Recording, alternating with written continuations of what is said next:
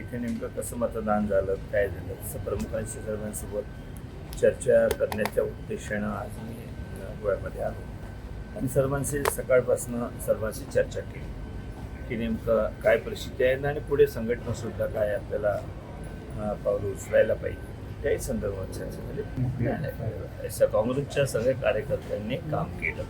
आता याच्यानंतर आमच्याकडे जे काही रिपोर्टिंग कोणी काम एखाद्याने केले नसेल तर ते अद्यापपर्यंत काही आलं नाही, त्याची माहिती मिळेलच.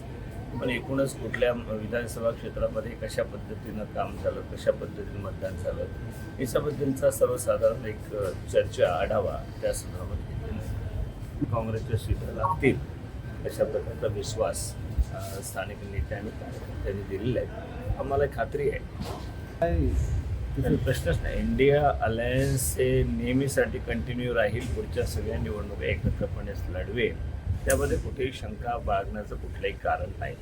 आणि जे काही वावड्या उठवल्या जात आहेत, बी जे पीचं ते एक षडयंत्र आहे, ते यांच्या वापसामध्ये फूट पडली पाहिजे आणि कुठेतरी मग आपल्याकडे कुठे त्या ठिकाणी कार्यकर्ते किंवा मतदार आली पाहिजेत, पण तो असं होणार नाही. आता बी जे पीचा जो काळ आहे आणि एक रिव्ह्यू इलेक्शनाचो कित्याक 4 तारखेक आतां कावंटींग जावपाचें आसा, सो ताजी तयारी, कावंटींग एजंट्स आनी फूल इलेक्शनाचो रिपोर्ट कशें जालें कितें, सो ताजेर एक चर्चा जाली.